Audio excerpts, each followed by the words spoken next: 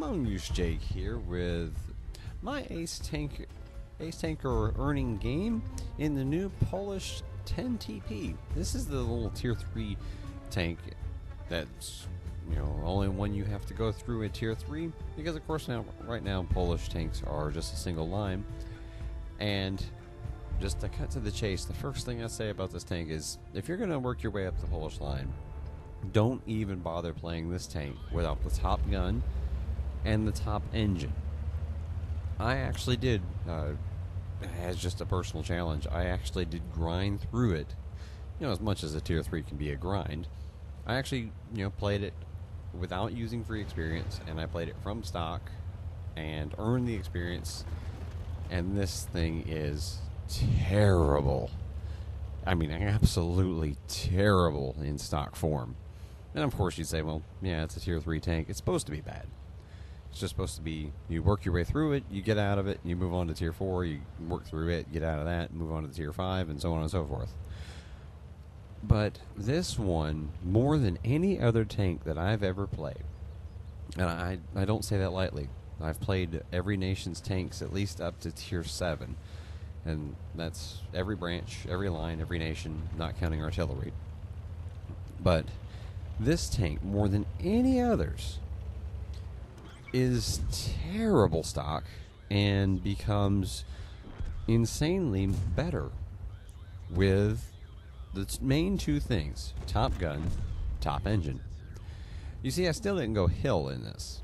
It's a fairly large profile vehicle, and while it becomes far more mobile with the top engine, it's not quite that kind of quick and agile vehicle like you would normally take to the hill on mines, which of course is where this battle's taking place.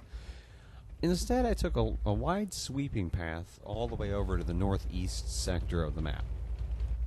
And that's so I can actually get shots on the normal group of enemies that tend to congregate around the lower part of the hill. And you can take pot shots from the hill, or pot shots from here at the hill, in a couple of spots that you normally see enemies. As you see me just firing basically at will. You've got some nice terrain to work here as I'm up on top of a ridge with rocks to my front and right and shrubs right in front of me. So you have some hard cover, and if you roll backwards, you get pulled down below. So this is a nice spot to go to if you're in something that's fairly quick, but not quick enough to make the hill, per se. As you see, this gun is actually very nice.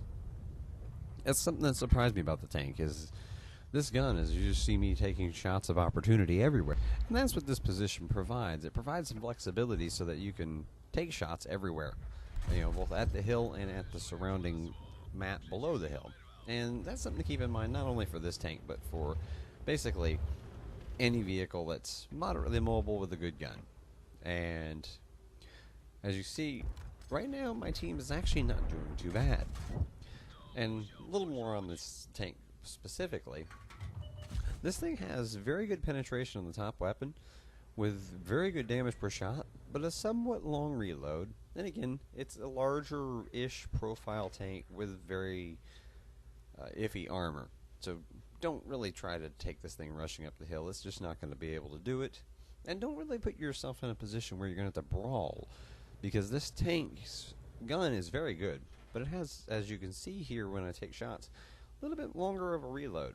So not something you really want to get into a fight with, say, a PZ-1C, which is kind of a terror at tier 3. Or, because of the armor, you definitely do not want to face off against M2 mediums, which people who don't ever play tier 3, they won't realize that thing is actually an extremely capable tank. It's basically the Sherman of tier 3, with very high view range, very good gun depression, and a potent howitzer. As you see me sneaking an extra shot onto that NTLS, he seems to have a clue of how to play. So I gotta keep watching out for him. And you see the long reload there cost me. Then I put a shot into an enemy 10 TP, and he gets away because of that long reload. So there's something to watch for with this weapon. You need to be where you can keep suppressive fire, but don't get yourself caught up in too tight of a position with it. But you see, I've been steadily firing at everything that I can, put my crosshairs on. And while we still have a 1 tank lead, this doesn't look so good right now. And yes, I am missing some shots here and there. I do have just a very basic crew in this.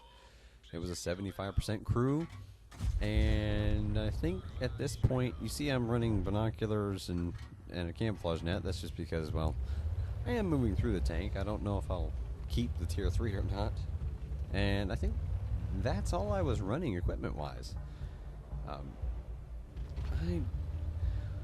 I just didn't want to commit to anything that was going to require gold to remove for a tier 3. So yes, I cheaped out on the crew and the equipment. So this is just with binoculars and camouflage net and a 75% crew. But back to the battle. In this battle, while we still have a 1 tank lead, we do not have control of the entire western half of the map, and the enemy has the hill. And it's nice to see that our PZ2 went up on, and he actually got a kill. And at the same time, we just lost our Panzerjäger, who was at the base. So that means that enemy 10 TP, he went around and spotted the Panzerjäger. And now here's a full health T-29, a freebie Russian premium medium that packs a pretty punchy gun. He decided to move up, and between him and, I guess he pushed the Panzer II on our team. He got pushed into the enemy 10 TP, and they took him out. So now the scores are tied. I'm taking kind of a blind shot here because I couldn't actually see the target or get my crosshairs on him. But I take out the enemy fake Chinese tank destroyer and trying to see if I can't get my counterpart here as he kills our artillery. And there's the bad crew. That aiming reticle was the size of my screen, basically. But I know it got me spotted because of the way he reacted. He stopped, paused, and turned my way a little bit, so he knows I'm here. And this is just pure luck. That shot actually tinged the very back end of his hull. But now it's down to me and that T-29. And I know I'm gonna have to work him down without taking too many hits, because that thing's gun will be able to take me out in 2 hits. And last I seen, he was full health. So I'm gonna have to put in a few hits into him. I missed that one. Now, I back away thinking he's just gonna charge me. And it looks like he's taking just a little bit of damage. But of course, I'm in the worst situation here. And if he had just simply charged me, I do believe that he could have killed me right there and then. So I'm keeping my gun towards him, and I'm going to try to put some distance, because if I were him, I would just charge me. And so here I'm just trying to see if I can't get some distance, break contact, and he just thinks I'm running. But my entire intention here is to come completely back around towards him. Because if he chases me, which is what I'm suspecting, I can actually go all the way around, head up the hill, and overlook him. I'm hoping that that's what I'm going to be able to do here.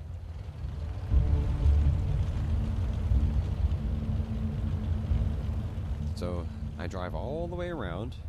I've got my turret pointed forward now, just in case he is possibly expecting my move. 'Cause I'm thinking he might actually be sitting here aiming at me.